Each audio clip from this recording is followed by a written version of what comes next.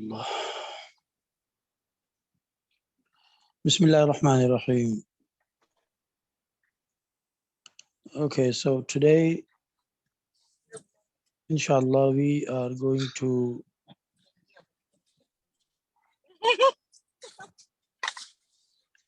learn the story of Bilqis, the queen of a nation that called the nation Saba, Saba nation. What do you know about Bilqis or the nation Saba or anything related to the story? Can you tell me? I don't really know anything about this story. I never heard of it.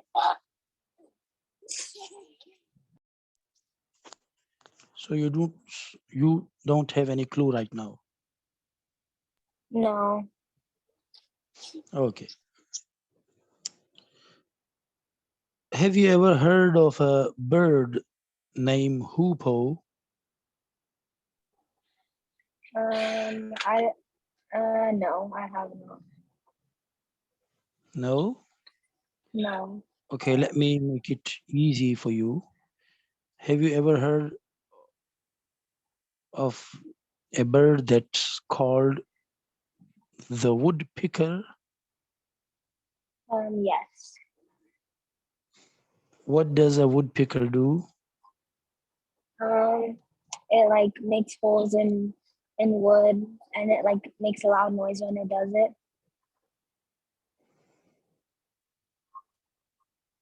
So to find it has a yes, to find what? food in the trees.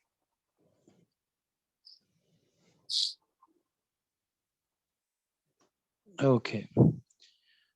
So there are few birds that can cut the wood, okay, and it can make a huge hole inside the trunk of a tree, and then they reside inside that hole. So those birds are the woodpeckers, okay? Okay. And amongst those, there is a particular bird named hoopoe. And in Arabic, in the Holy Quran, it was named hudhud. Have you ever heard the word hudhud? No. No. Okay, so we are talking about Bilqis, the queen of a nation, the nation used to called Saba, and Bilqis would rule over them. Okay, and this is the era of the prophet. Which prophet? Can you guess? Um, Prophet Isa. No.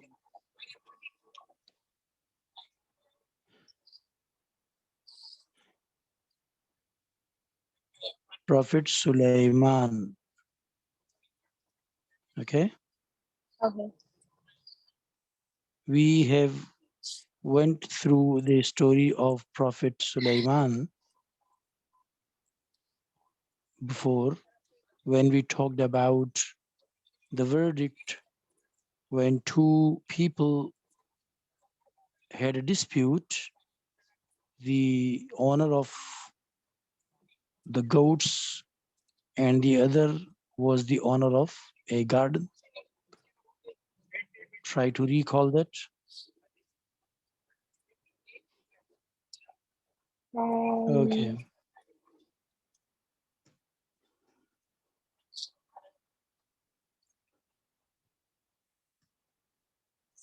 Let me show you the hoopoe. or the hudhud bird.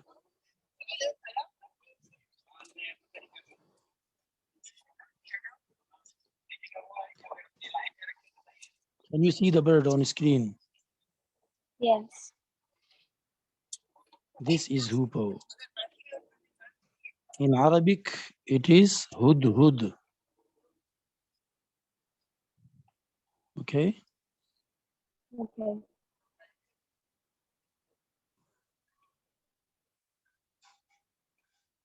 This is its origins where it can be found. And this is grasslands. It lives in the grassy areas, insects and pests and grasshoppers and seeds and berries.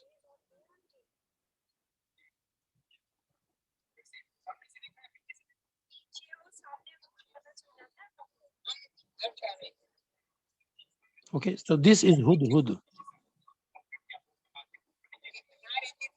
So these are not exactly the woodpeckers. These are hudhud. You can see here it is making a hole inside the tree.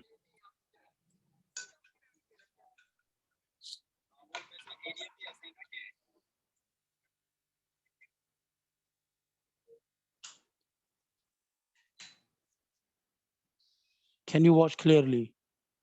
Yes. So this bird is called what? Hudhud. Hudhud, okay. And if you try to learn more about it, you should search it under the name hoopoe, Hoopoe, hoopoe.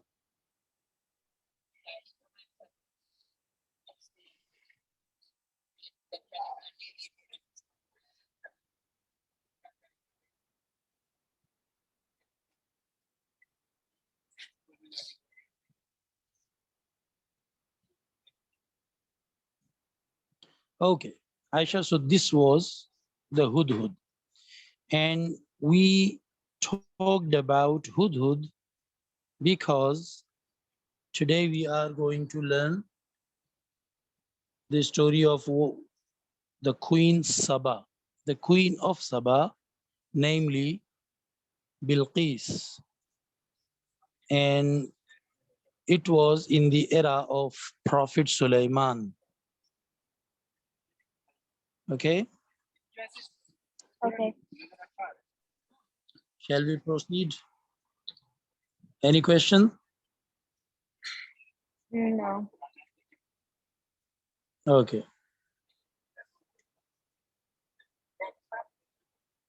So in the Holy Quran, there is a surah named Surah As-Saba. It was named after the nation Saba, which was the subject to a ruler that was the Queen Bilqis. So Holy Quran says, أعوذ بالله من الشيطان الرجيم وتفقد الطير فقال ما لي لا أرى الهدهد أم كان من الغائبين لأعذبنه عذابا شديدا أو لأذبحنه أو ليأتيني بسلطان مبين.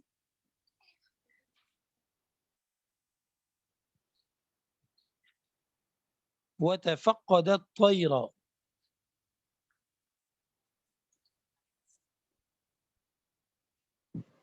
Okay.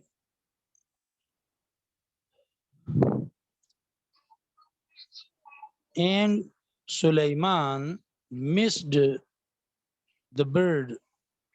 You know Prophet Sulaiman, what specialties did he have? Can you tell few of them? I think that he was a prophet that could talk to ants or had the ant army. Shabash, very nice. He was a prophet and he was a king. His father, Prophet Dawood, was also a king and a prophet. And Sulaiman used to be the prince, alayhi salam. And afterward, he became the king after the demise of his father. Okay. And Allah subhanahu wa ta'ala chose him as well as a prophet. So he could understand and communicate towards the animals, the birds, the insects, all of them. Okay. So he could talk to not only ants, but to birds and to fish and to the animals, all of them.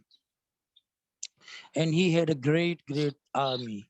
In his army, there used to be many human soldiers and many jinn, ghosts, soldiers, and birds and animals. And also, he can control over the air. Okay. And his throne used to fly as the air picked the throne and make it fly.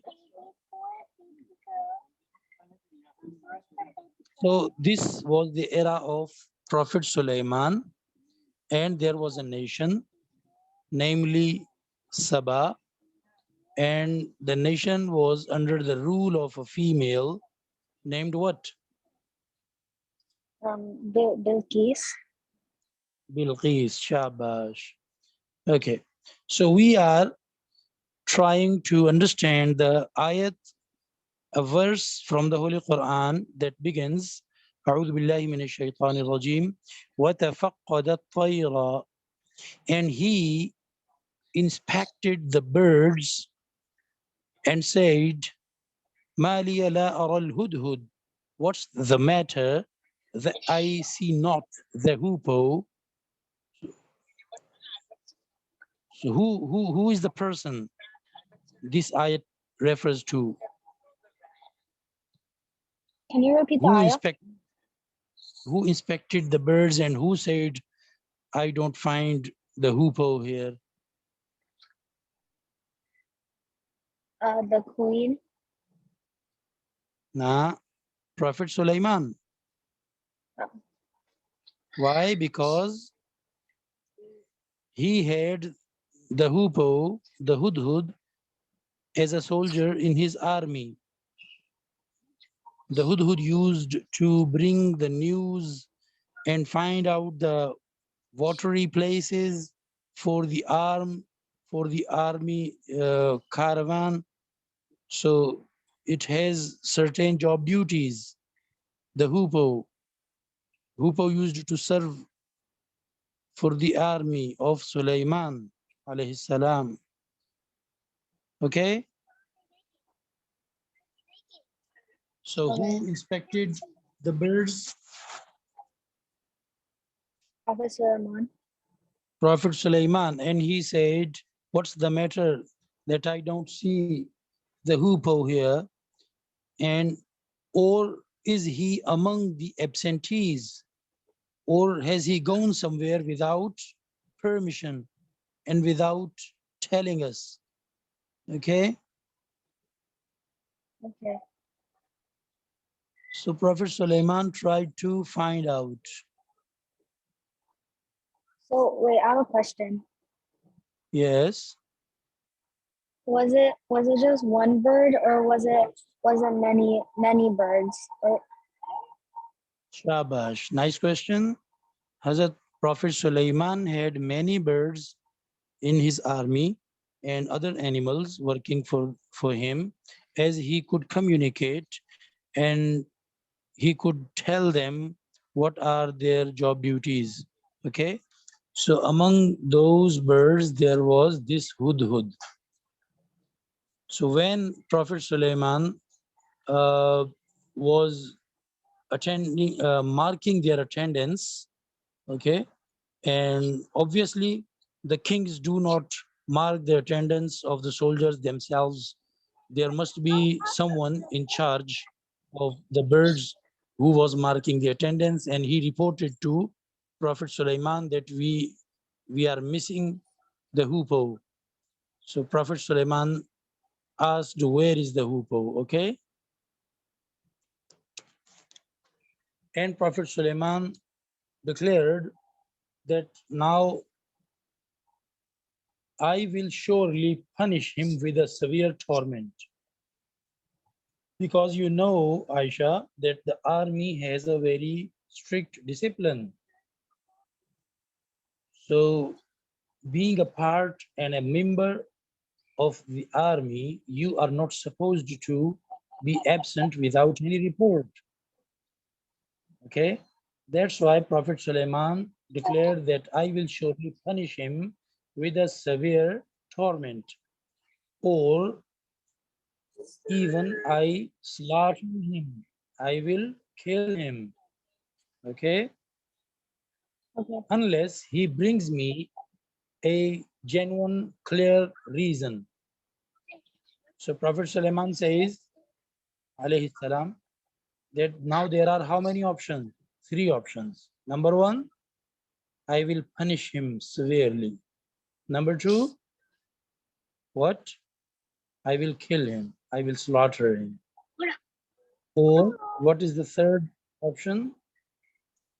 Or Um, he if brings me a genuine and clear reason for his absentee. Okay? okay.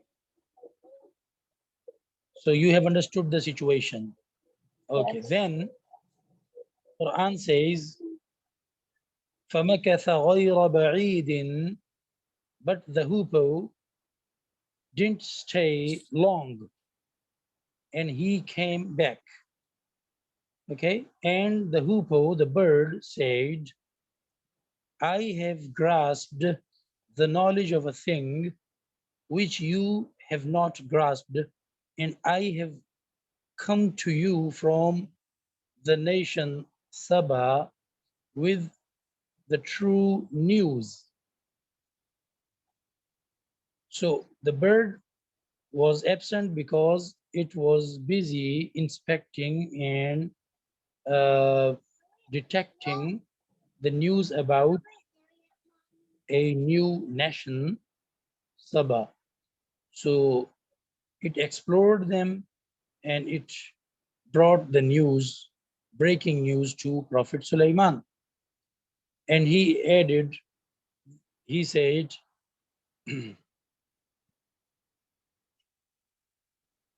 Inni wajadtu mra'atan tamlikuhum. He said, I found a woman ruling over them. I found a woman ruling over them. What was the name of the woman, Aisha? Saba. Oh, Saba was the nation, not the queen. Oh, Bilqis. Yes, Bilqis. So I found a woman ruling over them. She has been given all the things that could be possessed by any ruler of the earth. And she has a great throne. So what was the specialty of Saba? Sorry, the queen Bilqis? She The had distinguishing a factor about,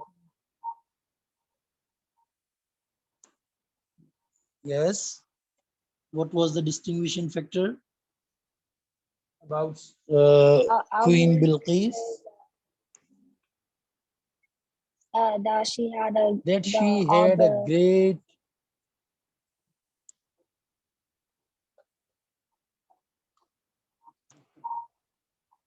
that she had a great throne. What is a throne? like a big fancy chair.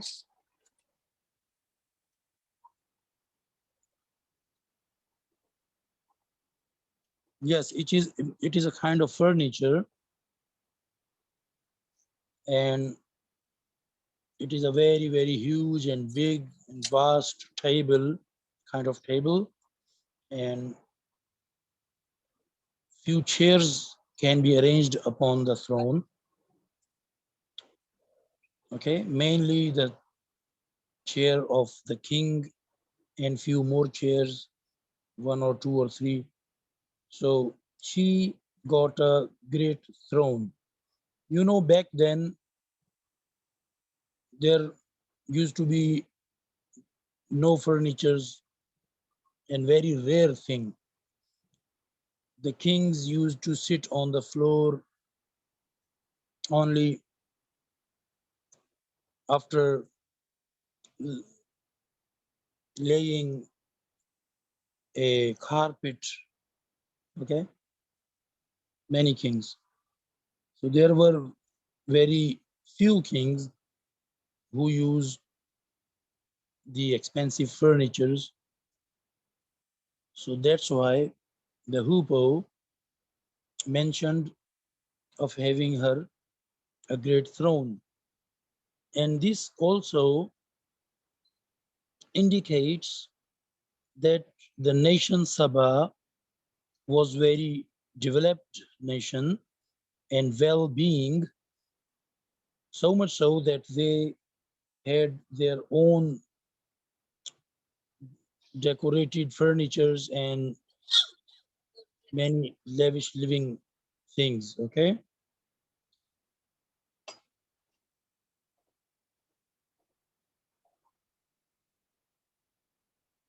so the Hupo said she has a great throne. I found her and her people worshipping the sun instead of Allah subhanahu wa ta'ala. And this is the real complaint against them. This is the complaint against them. Okay, so the nation Sabah is a well-developed nation, and they have a lofty lifestyle, standard of life, but they are pagans and they worship sun. Okay, and they don't worship Allah subhanahu wa ta'ala alone.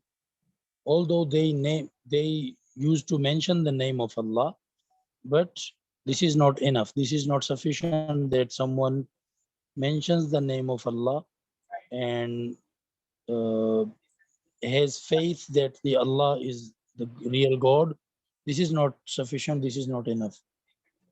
In addition, one must declare and one must believe that Allah alone is deserving to be worshipped. Clear? Yes.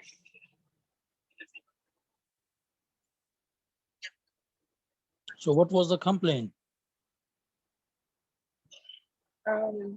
That she had all these luxuries.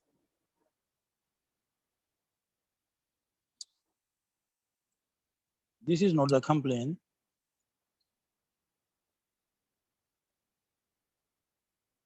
This is only introduction.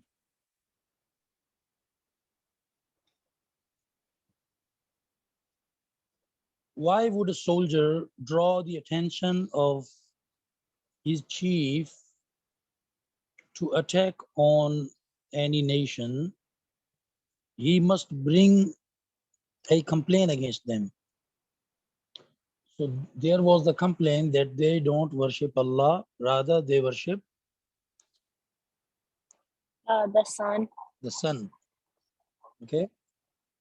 Yes. So this is the complaint against them. And Hupo said the Shaitan has made their deeds fair seeming to them. Shaitan has made their deeds fair seeming to them and has barred them from Allah's way. So they have no guidance, as Shaitan has barred them from Allah's way. So they do not worship and they do not make sajda, they do not prostrate before Allah, who brings to light what is hidden in the heavens and in the earth. And Allah who knows what you conceal and what you reveal. Allah, the one, La ilaha illahu. None has the right to be worshipped but He, the Lord of the Supreme Throne. This was the statement of the Hupo. Very impressive.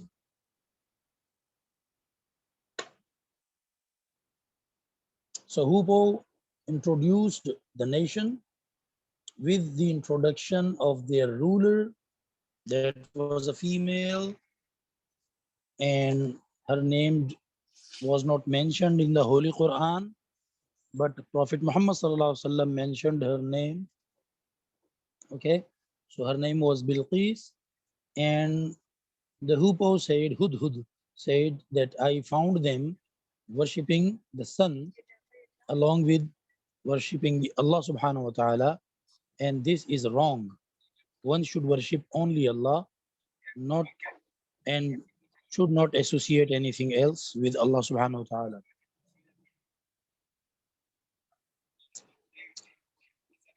And the Prophet Sulaiman replied to the Hupo, to the Hudhud. Prophet Sulaiman alayhi salam said, peace be upon him, said, we shall see whether you speak the truth or you are one of the liars. Because now things get fishy. When the Hupo, the Hudhud, came back to the army, the other birds must had told him that Prophet Sulaiman is angry upon you. So afterward, when Hudhud gave his statement, Prophet Sulaiman says, okay, let us see and verify the news, because we don't know whether you are a true or you are a liar in your this statement. It can be a subterfuge to dodge your punishment. So we have to verify the news. Clear? Yes. And then Prophet Sulaiman wrote a letter to Queen Bilqis. Okay? Um, And asked the Hudhud, the Hupo, to hand the letter over to Bilqis and bring the news, bring the update. What does she do with after reading the letter?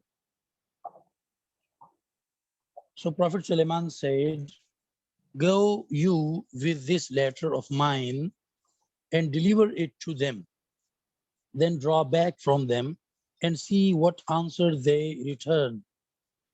So the Hudhud took the letter and it flew again, and the destination was so long, so far away.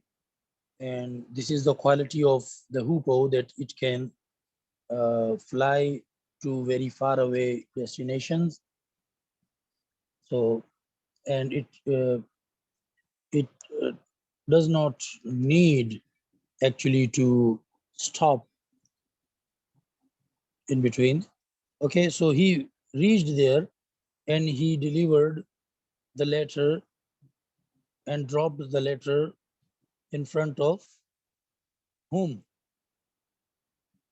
Bilqis. Hmm. So Bilqis read it and she gathered all the chiefs,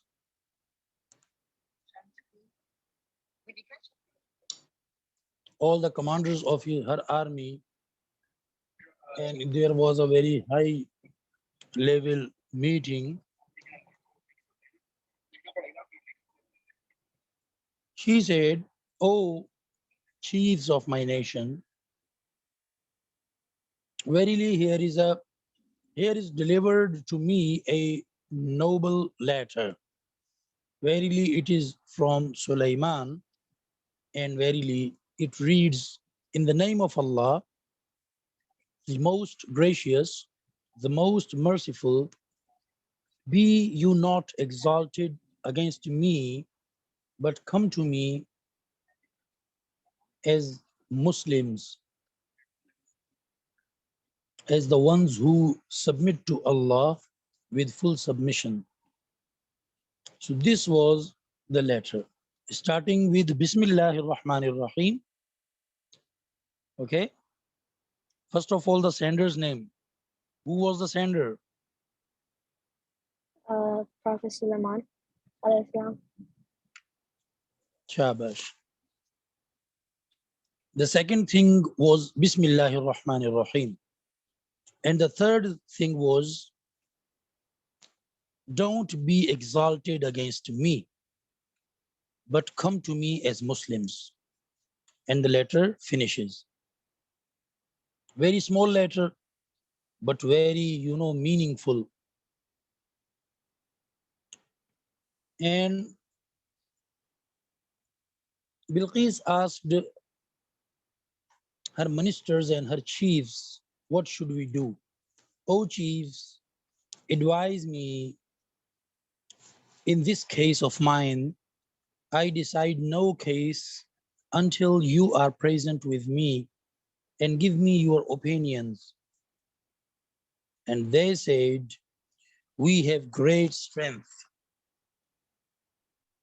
We are not afraid of anyone. We have great strength and great ability for war, but it is for you to command. So think over what you will command. She said, verily the king, when they enter a town or a country, they despoil it and make the most honorable amongst its people the lowest. And thus they do. Allah subhanahu wa ta'ala says, yes, she was right. That's how the armed forces do. But verily I am going to send him a present and see with what answer the messengers return. So what policy Bilqis adopted? Can you conclude in your own words? Um,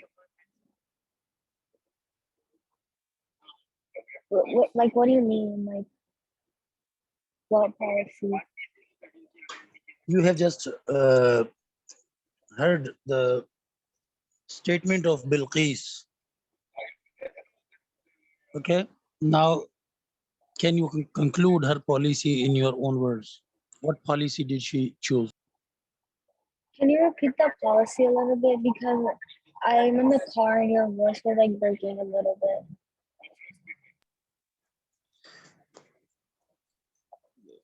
Okay. What the chiefs replied? What was the response of the chiefs to her?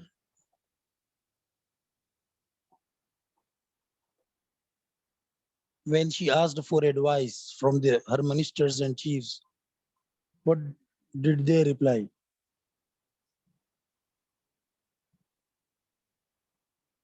Uh, I'm not sure. Okay. What was the content of the letter from Sulaiman alayhi salam?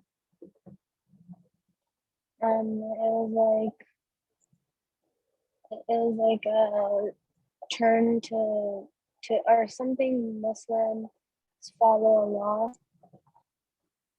or only the Muslims follow Allah.